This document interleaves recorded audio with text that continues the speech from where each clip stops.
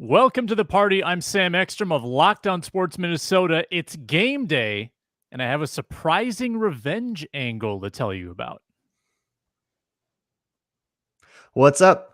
It's Luke Braun of Locked On Vikings. Luke Inman isn't here, which means we get to make his bets for him. Hey, this is Arif Hasan from the Wildlife Substack. Coverage is for losers. And the Vikings will have to face a little pass rush to go with that coverage tonight. It's the Minnesota football party. Locked On Sports Minnesota podcast. It's endless Minnesota Vikings talk with the diverse voices of your local experts. It's time for the Minnesota football party. Welcome in a game day Thursday on the Minnesota football party on Locked On Sports Minnesota. We're super glad you're with us today as we talk Vikings, Eagles with Arif Hasan. You just met him, Luke Braun, the Locked On Vikings host, and myself, Sam Ekstrom. You can find us all on X, at Sam Ekstrom for me, at Arif Hasan for Arif, at Luke Braun NFL. Sorry, at Arif Hasan NFL. I don't know what got into me. And at Luke Braun NFL for him. Today's show is brought to you by Jase Medical. Empower yourself when you purchase a Jase Case, providing you with a personal supply of 5 antibiotics that treat 50-plus infections. Get yours today at jasemedical.com. That's Jase medical.com. So much to get to on today's show, which is available on YouTube for free. Subscribe to Locked On Sports Minnesota. We are free and available wherever you get your podcasts, and that includes SiriusXM app, Roku, Amazon Fire as well. Vikings, Eagles. What are the toughest tests the Vikings will face tonight, and can they exploit some of these injury issues the Eagles have with very raw replacements? We're also going to be making our Week 2 wagers after a miserable Week 1 across the board, and Ron Johnson will join us later in the show of the Ron Johnson Show. Arif Hasan, it is our first experience watching the Vikings on Amazon Prime. We get the Al Michaels treatment tonight. Are you locked and loaded with your Amazon Prime? Yeah, in fact, I think I'll be on Amazon Prime. I think Master Tisfatian's doing some pregame stuff, and he invited me on to talk for a little bit. So, and one of the requirements I believe that Amazon gave me, I don't even know if I'm allowed to discuss that, but is that I have to have an Amazon Prime account to log in, which is weird because the interview's over Skype, so that doesn't seem like necessary, but I'm there already, so it doesn't really bother me. It's funny because we don't actually need Amazon Prime. We can watch it on Fox 9 here locally, Arif. But Luke Braun, you probably need Amazon Prime. Yep, and I do have it, so we're gonna be just fine. Vikings, Eagles tonight. Luke Braun, what's a test that scares you, courtesy of the Philadelphia Eagles? Most of it, I don't know. The Vikings can't protect the ball, and you can't win a game if you can't do that. And guess what? This might be the best team in the NFC. Unless Did you see them against the Patriots? It's fine. It's fine. Just make sure it rains. I'm sure Week 1 is absolutely indicative of who everyone is. Yeah, I mean that's what happened to the Vikings last year in Week 1. They steamrolled the Packers, and that's who they turned out to be. And that's exactly what happened in all the rest of their games. No, Jalen Carter, Jordan Davis, that interior, Fletcher Cox if he plays against like Austin Schlottman and Ed Ingram, it will be a test. I mean, those guys are gonna that's a mismatch, right? So it's not like testing their skills. Like I don't have any expectations there. It's a test of how well can we hide that. Like in a sense, every game is a test, but this one is not like we know what the score is, right? Like we know what the results of the test will be. Yeah, and it's going to be more of a test of how can the Vikings make it so the game doesn't come down to that? How can they minimize its impact? Mm-hmm. You might have said this time last week, well, good thing they're facing him in Week 2 because this rookie Jalen Carter, he might not really be acclimated yet. He might be kind of a bit player. Yeah, about that. 8 pressures in 34 pass rush snaps. 34 pass rushing snaps. 34. Line it up on both sides. Does it again. Big sack in the fourth quarter. I mean, he's already killing like one-on-ones. So you already have to double this rookie. And oh yeah, they've got Jordan Davis. Jordan Davis. Maybe you can't Fletcher double Cox. this rookie because they've got Jordan Davis. So this is the Eagles are an instructive lesson in don't think you're that much smarter than the consensus board.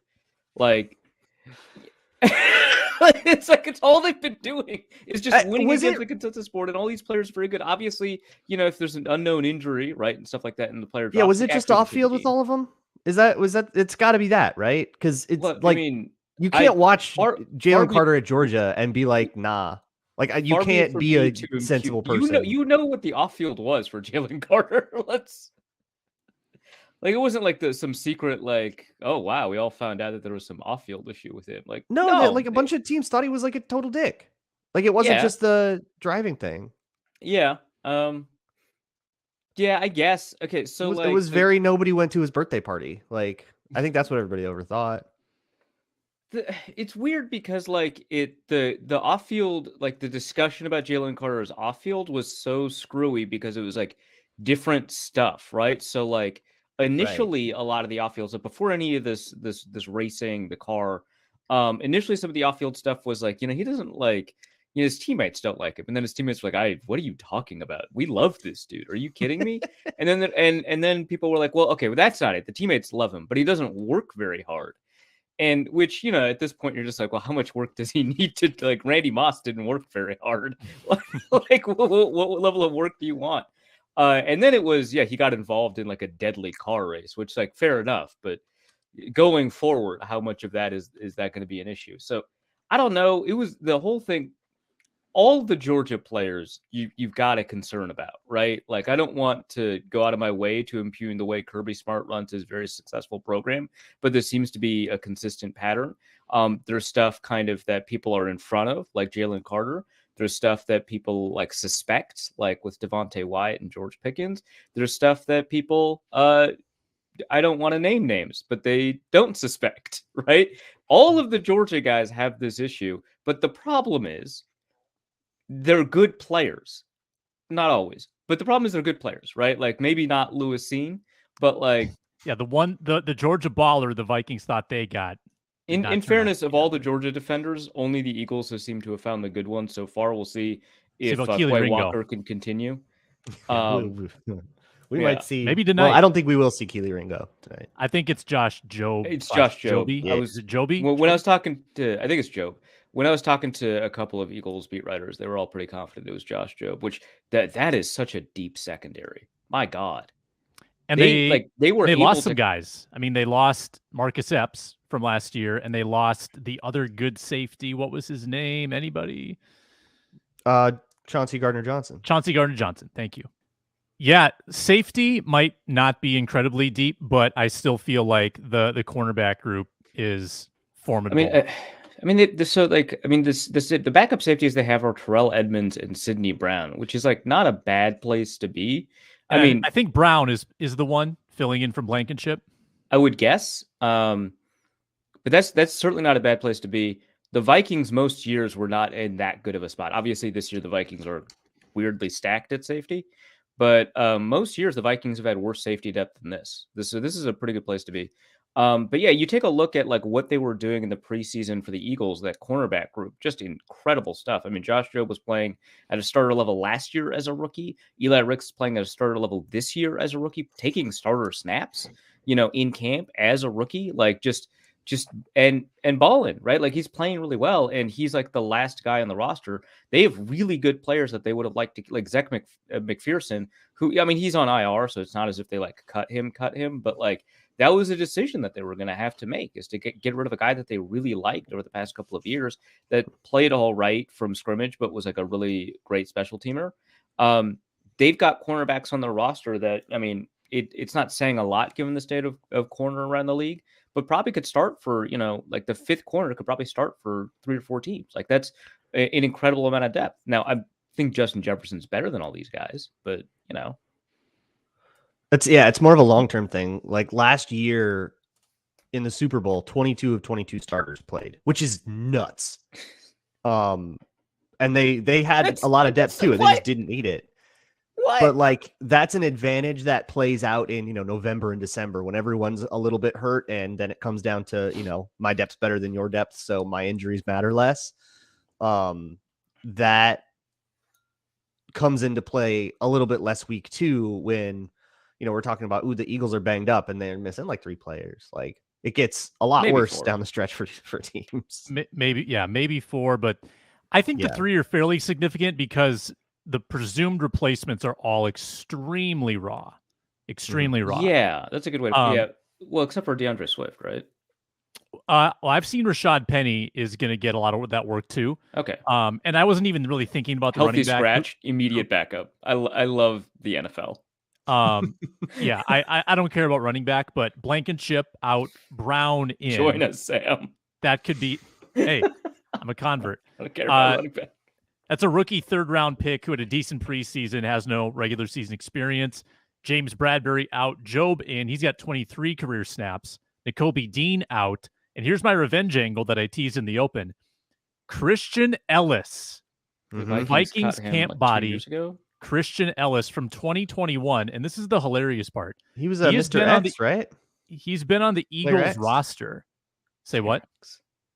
Yeah, Player X going into the draft like every year. What's that? The Sports Illustrated thing? Yeah, is it with Jenny Vrentas, I think. Yeah, is that it? Yeah. It's hilarious that he's been with the Eagles now for 3 years, and his Pro Football Focus picture is still him in a Vikings jersey. Amazing, phenomenal. But he's got 74 career snaps, and he was their lowest graded defender last week. So I think you might be able to exploit some of those replacement players. But again, Maddox and Slay on the outsides, those are going to be the toughest guys to work around. And Slay last Maddox year was is going to stay in the slot. I think Maddox is going to stay in the slot. I think Joe is going to just be on the outside. Fair. Which, whatever. On the Eagles offensive side, I would posit that Brown and Smith is an even tougher test than Godwin and Evans. Those guys are just unbelievable. They're interchangeable. Slot, outside. Brown is probably more of the deep guy, the field stretcher, but Smith can do that to you too. I think this is going to be a really tough night for the second. Yeah, I mean, you do get away with more playing Smith physically, although my understanding is that he's added muscle, which I don't know where to go but up. I don't know how to treat that. But I think that if week 1 is any indication, we're not going to get a ton of either of those two in the slot, which I think is weird given how effective they can be at various roles as a slot player. It was a lot of Quez Watkins in the slot. But like you said, they can move around anywhere. You can have them as a split end or a flanker or a slot. You can have them off the line and have like really good releases and stuff like that.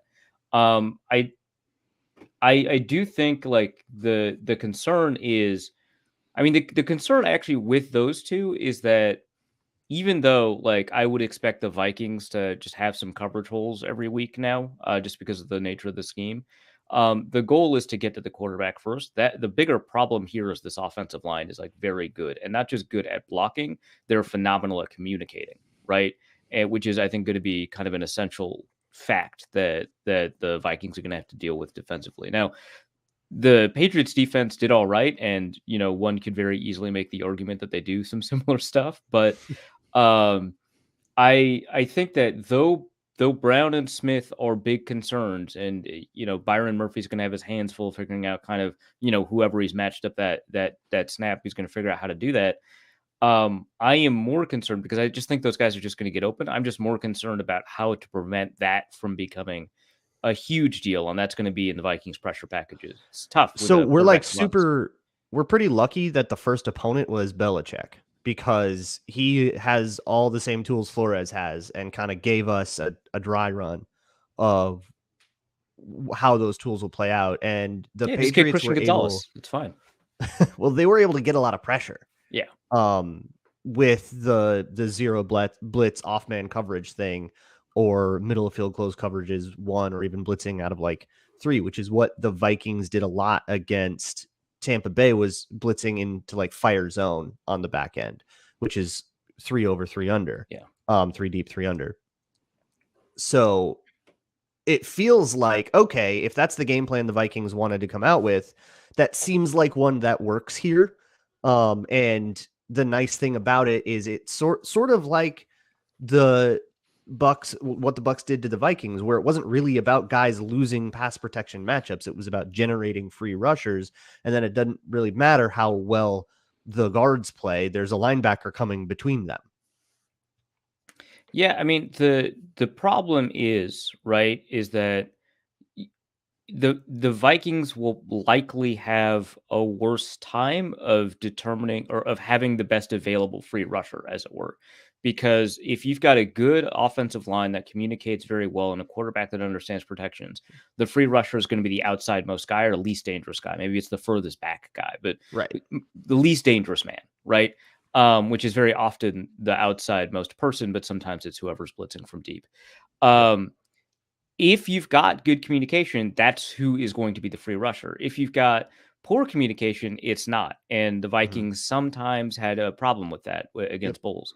And so, it's going to be a free rusher, but you want that free rusher to be more dangerous, and causing confusion up the middle is a great way to make sure that free rusher is dangerous. And I expect the Vikings to stunt their defensive linemen a little bit more in week 2 than they did in week 1. And so that's going to kind of help enable that as well. So that I think is going to be kind of how to deal with that. But the problem is, there's a lot of responses to like heavy blitz looks. The Vikings very much want, people to throw short and then win by tackling. But, there's a lot of ways to do it. Flores defenses have been very good at stopping like the outside run type answer to blitzes. And the Vikings were very good at stopping the run this last weekend. But with the quarterback in the running game, that I think is going to be the primary concern, is that when you answer a blitz with a quarterback in the running game, it is just a completely different flavor of punch counter punch that you're dealing with. Week 2 parlays coming up after a word from Jase Medical. We all think that we are invincible at times until something goes amiss. And when that happens, you want to be empowered. You want to be prepared. It could be a matter of life and death. You want to make sure that you and your loved ones are cared for. Jase Medical offers the Jase Case.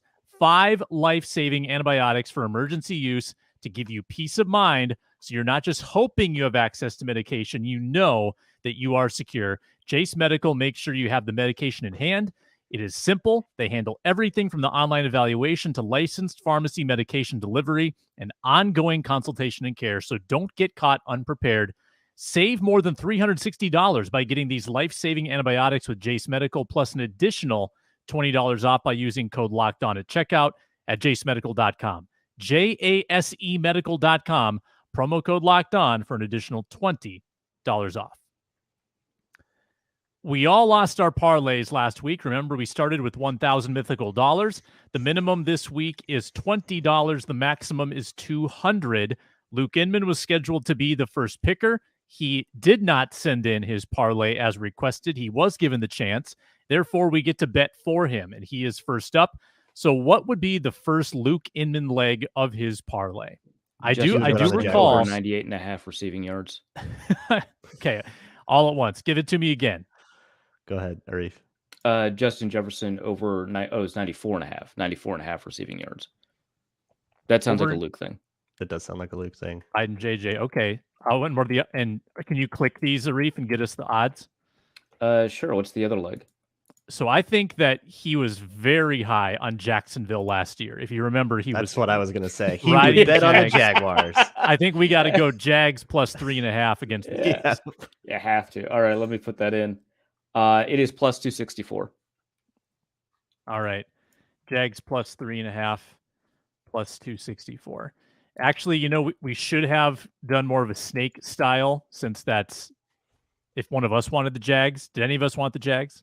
I wanted the Chiefs, but yeah. All right. Fine. We'll lock it in. You can still take I'm not mad. the Chiefs. I think it's fun if you have the opposite side. Yeah, of one. Oppo leg. Braun, you're next, followed by Arif, and then me. And we'll snake this part. Let's take... I certainly prepared for this, let me tell you.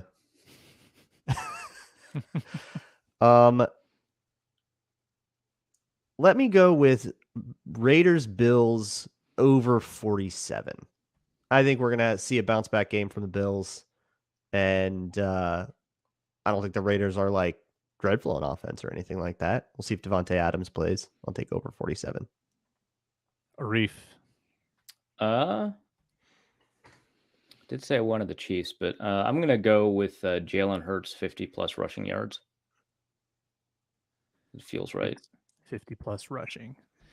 I am going to take a different Raiders-Bills angle. I think that the Bills in general are going to bounce back. Josh Allen is going to bounce back. Raiders are going cross-country. I think the Raiders are frauds. I watched this line change in front of my eyes this morning from 7.5 to 8.5, so I know the public agrees with me. 8.5, Bills, book it. Is the public agreeing with you like a thing you want? I mean, I just like being supported by the masses. I support you, Sam. Thank you. You're the best showrunner the show's ever had. True. High praise. So in the snake, that would send it back to me, and that means that I can finish my parlay with a Jahmyr Gibbs anytime touchdown. Dan Campbell basically said that Jahmyr was going to get more work. They wanted to get his feet Who knows wet what position he'll play this week? Is that I don't get it.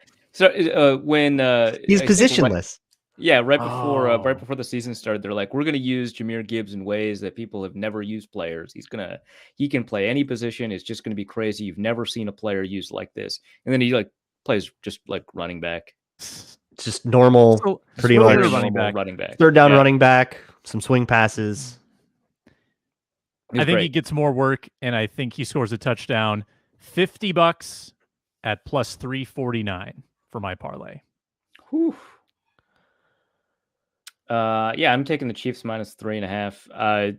Chiefs are, the Jaguars are good. Like Trevor Lawrence is excellent. Calvin Ridley is phenomenal. One of those instances where a training camp clip told you actually the thing you needed to know. He's an unreal player. But the Jaguars defense is just not there for me. I like Tyson Campbell a lot. That's about it. And I think if it's about Trevor Lawrence versus Patrick Mahomes, I'm good. I'm taking Mahomes. Which you want to know the final wager and the odds, right? So yes, yep. I'm gonna dig myself out of the hole that I've now created for myself, which I intended to dig myself out of the hole that you were going to create for me. So this is very good. This is exactly how gambling works. $200 plus 282. Just keep increasing the wagers, and eventually until it works out. Yeah, max bets. I love this new Arif. Finish it up, Ron. I will take. Nobody took Jalen Hurts prop, right? I did. No, Arif did. Oh, you did. Shoot, 50+ rushing yards. I wasn't listening because I was looking at other ones. Can I take a passing yards prop with him, or do I have to pick a different player? I would allow it. It's up to Sam. Okay. All right. I'm going to take his passing over 248.5. I think he slices and dices on this piecemeal secondary. All right. So he's going to get over 300 combined yards. Great. Fantastic. Good. Oh, yeah. What do you think? He's going to have a bad game? Super Bowl hangover. Braun, what are you betting? I'll go with 50 because I didn't try very hard on this parlay at all. So I don't expect to win it. Odds? Oh, I just had it in. You didn't even build it? Come on, dude. Plus 273. I did. I just clicked away from the tab. Use the convenient FanDuel parlay builder to construct your bet. All right, bets are in, and we're all kind of in that plus 250 to plus 350 range. Very even opportunity here. Luke Inman, I'm sure we built a winning parlay for Luke Inman. Yeah, that's the worst part. Is that like Jefferson's going to be up against Job all game. Yeah. See, I thought it'd be fun to give Inman like a plus 200,000 just to see, and then if it hits, like he wins, like the whole thing. Yeah, he wins the whole thing for sure. I mean, I could see him max betting his way out of a plus 2,000 win. somehow. Yeah. We'll see if he agree. I'm sure he would have gone Jags in their home Right. opener. He For also sure. he loves us continuing the bit too, so Yeah, he'll be I think fine. that's more important. It's more important. Yeah. It's all about the bit. Mhm. All right, wagers are locked in. I'll tweet those out so we can follow along and cheer. And a lot of it will get decided tonight because we got a Jefferson, two Hurts. All three of you guys could be out tonight, and then it's just a free roll with me and the Bills and Jahmyr Gibbs. If the Vikings are 0-2 tomorrow morning, where does that leave them? Where does that leave them in the context of the season? We all know the stats about 0-2. We all know Yeah, the 0-2 teams overreaction. don't make the playoffs. The except comes for with a few it. instances where they Not do. what it I don't used to really be. care. Not what it Not used to what be it- with that 17th game. Not what he's. I You had a think very Donald Trump cadence there. Not what it Not used what to it- be. kind of repeated Not your. what it- They your say words a 0-2. couple They say times. 0-2. You're done. You're not done. Have you seen the Trump talks about straws Seinfeld bit? Oh God. No, well, I'm gonna have to after And I'll this. text it to you later.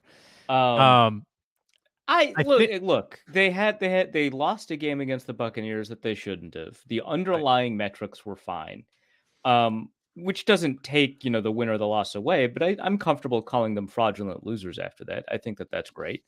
Only fair. Yeah, right. You have to, right? So, they lose against the Eagles. Let's say they get boat raced. Short week doesn't count. Yeah. It's not real. I think you get an 0-2 zombie team every other year and that's with 16 games. You get one every other year of the 5, 6, 7 teams that go 0-2, which is obviously not great odds, but it's been done a bunch. Yeah, look, the it's Lions 15 games almost left. made the It's a playoffs marathon, after not a going sprint. 1-7, right? Whatever. Yeah. Recent Vikings examples would show, and this is with Kirk Cousins at the helm, so showing that he's got a little resiliency maybe. The But they worst thing started. the Vikings can do is go 5-0. That's what I've learned. That is true. You don't want the fast start. In fact, a lot of their best years they started 2-2, like the 2017 team, Look at that. the 2015 team, 0-2 or 2-2. But recently, the 0-2 starts have. Buccaneers play a big role in a lot of these stories that we're telling. How did Right, the Bucks the two- play into 2015? Weirdly still a rival. It's Well, it's just great like that they when I was keep talking about 5-0, for example, right? Like the one loss that year was the Buccaneers, right? It's the 98 team. Yeah. yeah. I believe the Bucks also handed the Vikings their first loss in 2000 after a 7 or 8-0 start. Braun, It's just the- incredible. a the historian. Bucks of that era, because those were the Tony Dungy teams, had the Vikings number because Well, they yeah, were at the 100%. forefront of using Tampa 2, which Yeah. actually worked against that offense. And I'm correct. Yeah. 7-0 Vikings at Tampa, October 29th, 41-13. Yeah, and when the Vikings just played it. them in 2017, I thought that was it. I thought it was oh, this is a good demonstration that Case Keenum only a backup quarterback. Oh God, holy crap, he killed the Bucks. Oh wow. Yeah, that was actually awesome. That was an awesome game. Yeah, that ruled. And quick note on the 2000 game, I think that's where Randy Moss sprayed the official with the water bottle. Beautiful. That was in What the a man. playoffs that year against the Rams. The water bottle? I think so. Regardless, beautiful. We got to Yes. look this one up. We We do. We have. to? I could have sworn Really? that was a Bucks game. It was a Bucks game? I'm willing to be wrong here. What level? I'm of also willing myth-making to be requires wrong. I Fact just- checking. All right, Braun's right. We're not going to talk about it anymore. I hate it In- when this happens, man. I do too. This is why I Um, didn't participate in the discussion about which it was. The risk that Braun would end up right. The only way to win Yeah. is not to play. In recent years, the Vikings have been 1-5, and then battled back to 6-6, and 0-2, and battled back to be 7-7. So They should want to lose. You're right. in a season where we anticipated probably a division race coming down to the final 3 games, Mhm. I think that this does not change any of that. I think you are going to be in a struggle until the end of the season. and you'll probably be teetering on division. You'll have your eye on the division. You'll have the other eye on the wild card. And we're going to be scoreboard watching in December. What's new? Yeah, the Vikings are going to start 0-2. The Lions are probably going to start 2-0. And we're going to be like, yeah, the division's ours. It's Kings of the North. The Lions have the same kind of like, all right, how is the rug going to get pulled from under us thing? Yeah. And I feel like starting 2-0 and then a division rival starts 0-2 and then losing the division to that feels like it could be the one. It's perfect. Yeah. Kirk's Ron Johnson coming streaky in though. Like 30 he can seconds. just like throw together 6 weeks, like a 6-game winning streak, and completely turn the complexion of the season around. It's a long season. Lions have who's Jahmyr Gibbs going to score touchdowns against? Seattle. They've got Seattle at home. Packers are at Atlanta. How many games does Atlanta's Jordan Love... favored, by the way. They are by a point and Really? a half. Yeah. Okay. So they're not taking Jordan Love seriously, but how many Bettors games do not does he have take to the Bears play seriously? Wow. like that for us to take Jordan Love seriously? Is it a month of those games? 2 of those games? I think first of all, I mean, the Atlanta defense has improved pretty tremendously with the addition of Jesse Bates and, that defensive line overhaul. But like, I think we got to wait for like a real confirmed good defense before we're comfortable with Jordan Love. Jordan Love did fine. Like the Bears fell apart in front of him. It was a good game, but it wasn't as we know, it's a skill to take apart teams you're supposed to beat. The Vikings were punish mistakes. at that. Yeah. I know. I was told by Peter complaints. Bukowski that the Jordan Love performance was Namath, Marino, Montana, like all Which of those. Namath? Dude, that's really important. Which Namath? What, drunk Namath hitting on sideline reporters? That Namath? Is that the alternative? Alarming. Namath? I was more talking about the fact that like most of Namath's career, he was broken and injured.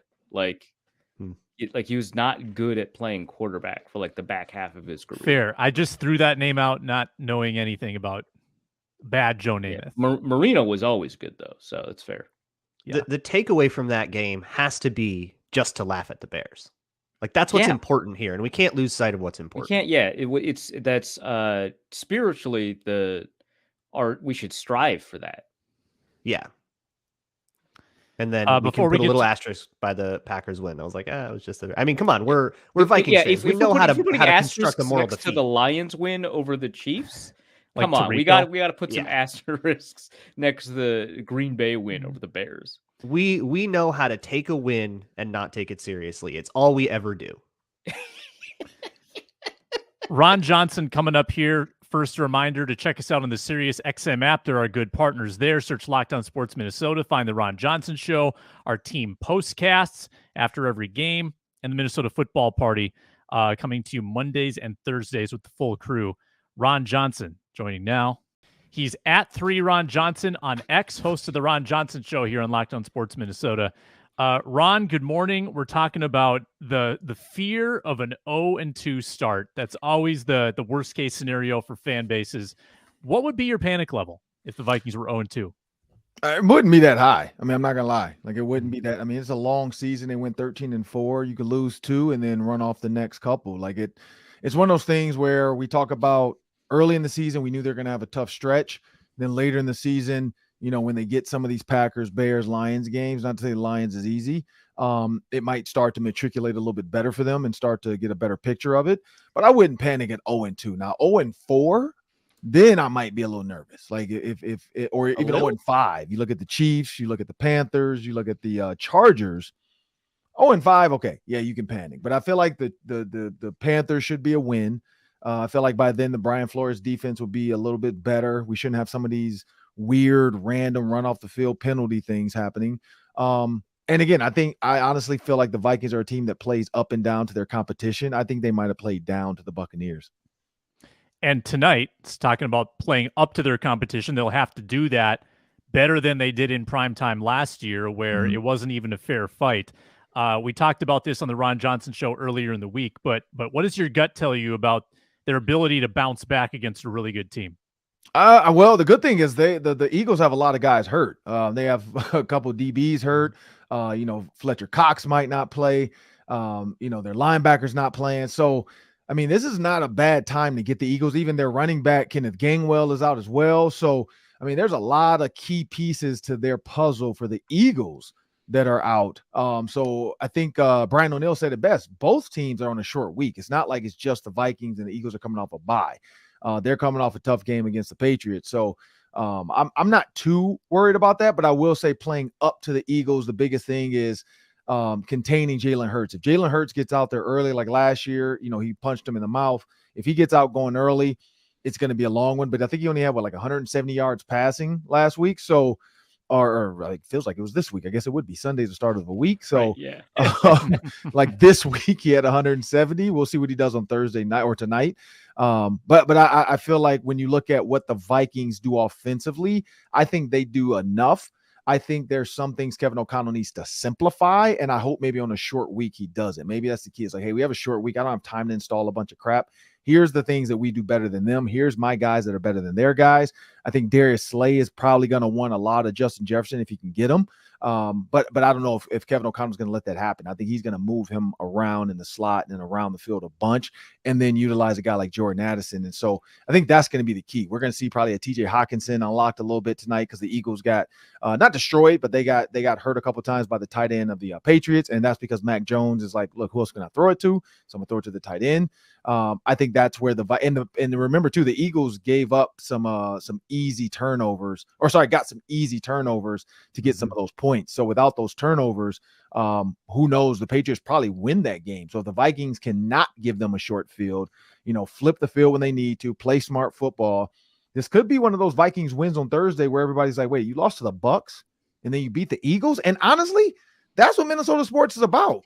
Yeah, like it's been never knowing forever. if the team is good or not. Yeah, you never know. Like the Gophers, when I played, we lost to Ohio University, but then we beat Ohio State. Make it make sense. It doesn't make sense. Bizarro world. Like you lose to Ohio University and Dave Zostadel, who I got drafted with the Ravens, but that was all they had. Was like the punter was their top draft pick. Dave Zostadel in the 4th round was like the best player on Ohio. That's all everybody talking about. His kick and flip the field. He flipped the field, and we lost. I mean, it was like a shootout, but we lost to Ohio University. And then we're like, okay, let's go in and beat Ohio State. Like what? And that's what I feel like Minnesota sports always finds a way to do. It's like they lose to teams you should beat, and everybody's like, oh, the sky's falling. And then they like go beat the world champions. And we're like, wait a minute, what? Who is this team? And that's where I think the Vikings are right now. But we'll see. We'll see if they can beat the Eagles and shock us all.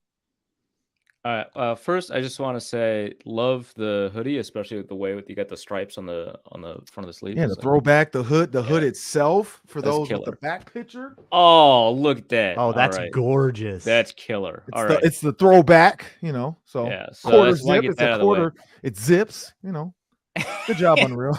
Yeah, it's good.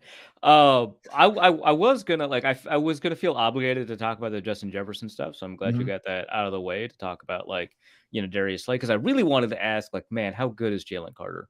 Oh my God. Yeah, so that's the scary thing about this defensive line. They're scary. They are. But this is what they do well. I mean, honestly, it's literally, I think, 4 Georgia Bulldogs or something like that on that defense. When you look at is it 5?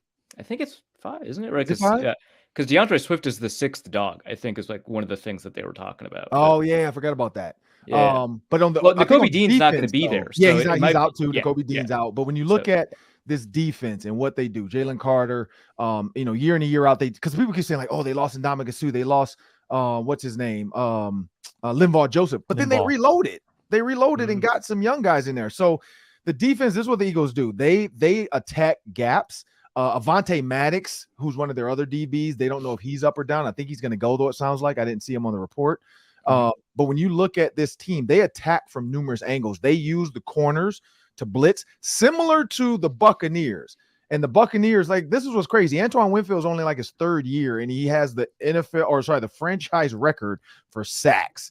So the fact that the safety already in 3 years has eclipsed guys like Lynch and all these other guys, Barber, all these top guys they've had, and he's now the franchise leader in sacks after 3 years. How could we have known that Antoine Winfield would be good? There's no way. No, there's no way. There's no way. There's no way his dad played for the Vikings for years, played for Ohio State. There's no way Antoine Winfield beat Penn State with a couple interceptions at the end of the game. There's no way he beat Fresno State and got his toes down to win that game.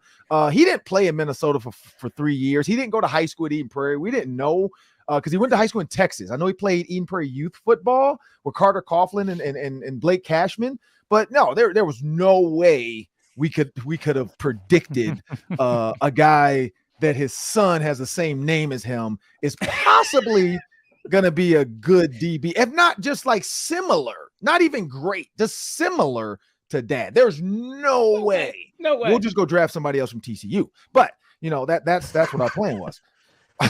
Do we think that the strip sack? TCU is so great. TCU. I still TCU to me, that is the great anomaly of they have never receiver after receiver that we love for TCU. They never do anything. And then they went out there, they were 12th in the country or something, and they lost to Deion Sanders and Shadur Sanders and Shiloh Sanders and Travis Hunter. Come on now. What are we doing with TCU? That's a different question. Shadur is really good. That's a different question. I'm not gonna go on a tangent about TCU because I said that with Josh Dotson. I've said that with a lot of guys. I've never been a fan of TCU receivers. I've never been, but this is not the TCU segment. Sounds like we got to add one. We got to add the TCU Horned segment. Frogs. Hey, let's go. Yeah. Like a horned frog. What is a horned frog? What is that? Is that did somebody take a real frog and then it's a libidinous frog. I don't know what to tell you. I feel like that was a biology project at TCU one day, and somebody's like, "Oh, I just put horns on this frog, bro. Okay, this is what we are. Then we're horned That's frogs. who we are now. Yeah, that's who we are now. Ferocious. Do you think we gave Shrek's father-in-law? That's what a horned frog was. like a distant Shrek ancestor? A king with a crown that became a frog. That's your horns, the crown. Do we think we gave Winfield a strip sack on purpose to honor the classic vibe? I think so. I think we gave him that because his dad was in the building wearing his jersey. I think it was you know what? Let's make Rick Spielman feel bad. It wasn't our fault. It was Rick Spielman's fault.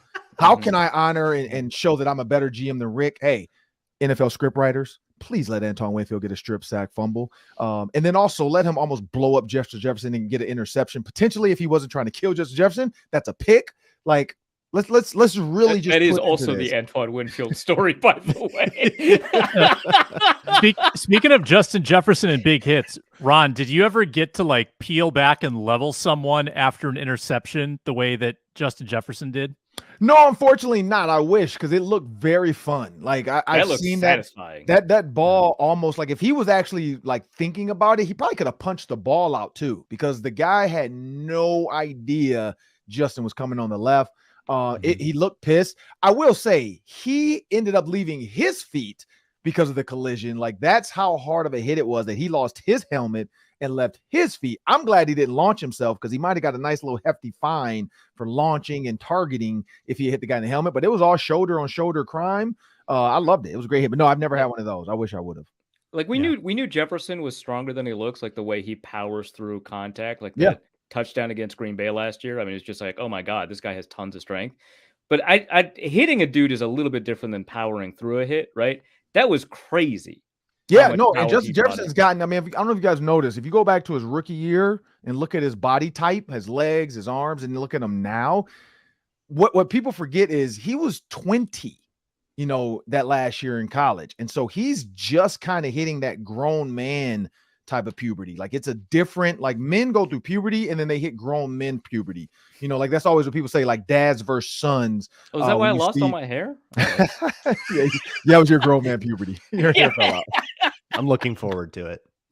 But when you look at his legs, Ben Lieber, I said it, and then Ben Lieber said it too, and I was like, man, I was just thinking that, because Ben Lieber was like, look at his legs, he just looks a little bit stockier now. He looks stronger, and I think that's just part of it. When you hit that 26, 27 years old, you start to think about guys like Chad Johnson. Remember how Chad Johnson started to look filled out and stronger, and and he claimed he ate McDonald's every day. I don't know if that's true.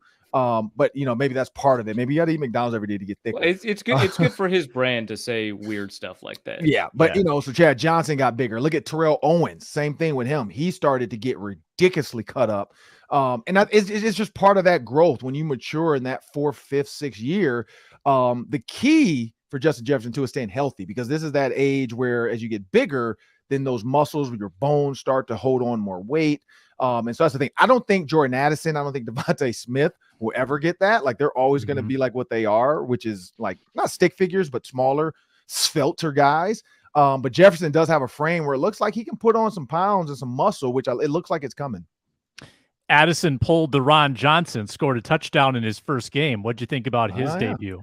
I loved it. I think it was great when you see his route. First of all, it was more of just, he could have given a little bit more oomph to maybe make the DB freeze, but he realized right away, this guy's staring at Justin Jefferson. I'm going to take the top off. And he ran it was a perfect ball, perfect route. I think that's some of the things that, like, we were hoping when you look at Jalen Reagor in that offense, that he sometimes would run the wrong route. Like, he would run the post too far across the field, or he would run it too straight. And Kirk's like, dude, what are you doing? Like, Jordan Addison and Kirk Cousins looked like they were on the same page. I really liked the celebration too. It wasn't over the top. It wasn't super ridiculous. It was kind of laid back and cool, and Jefferson was with him with it. And so, and the fact that Jefferson had to remind him, I don't know who pointed that out, to pick up the ball. Like, Yeah, your he almost first NFL touchdown, pick it up. Because if you don't, it's going back like Terrell. You guys seen Terrell, little turtle, run through. He's picking that thing up and he's running with it. He's going to put it in the case for somebody else to kick it again. So I'm glad Justin reminded him, like, yo, this is your first one. Make sure you keep this. But people don't realize, I think, like, Emmitt Smith towards the end of his career kept every single touchdown ball. Like, he had like a big container on the sideline where they would like keep all of his balls towards the end. And I think I don't know how many he said he had, but I remember Emmitt Smith saying that, like, he kept almost every single touchdown he scored. So, hey, the NFL is rich. Keep those balls, man, because they're worth something. Yeah, they're 20 years from now. Yeah, especially guys like Justin Jefferson, like that catch, some of his first gritty touchdown, all that kind of, like, those things. Like Tom Brady's last touchdown, how much did it go for? Like $600,000 or some crap like that. Like, there's some value to some of this stuff. The first last touchdown, I think, was for 400. The first last touchdown. This is your first last dance. Yeah. But well, let's talk, because we talk a little about Addison, and we talk a little about Hawkinson, but like, what do you think are like the potential X factors, like, players that people are not paying attention to, whether it's they're good and we just don't talk about them, like, hey, Ivan Pace, right? Yep. Or players that are poised to maybe have like a really big game, like a Caleb Evans might be. Like, who do you think might kind of is not a star on the team maybe yet or at all, but is going to be kind of a difference maker for the Vikings? Oh, so in this game, and again, we don't know health because players can lie about how healthy they really are. I think Josh Metellus, because if you think about Jalen Hurts and you got Kenneth Gainwell's out now, and we saw 3 safeties a lot last week. This is another week to do it, not for the fact of 3 receivers, for the fact of Jalen Hurts plus the 3 receivers.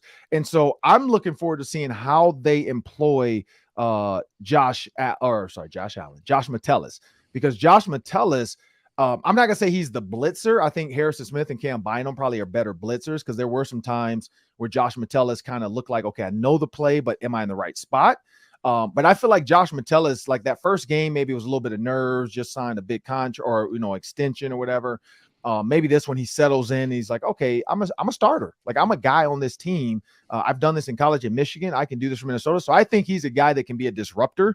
I think he's a guy that can be a guy that would not allow Jalen Hurts to like hurt. Because I mean, think about those runs Jalen Hurts had last year against the Vikings.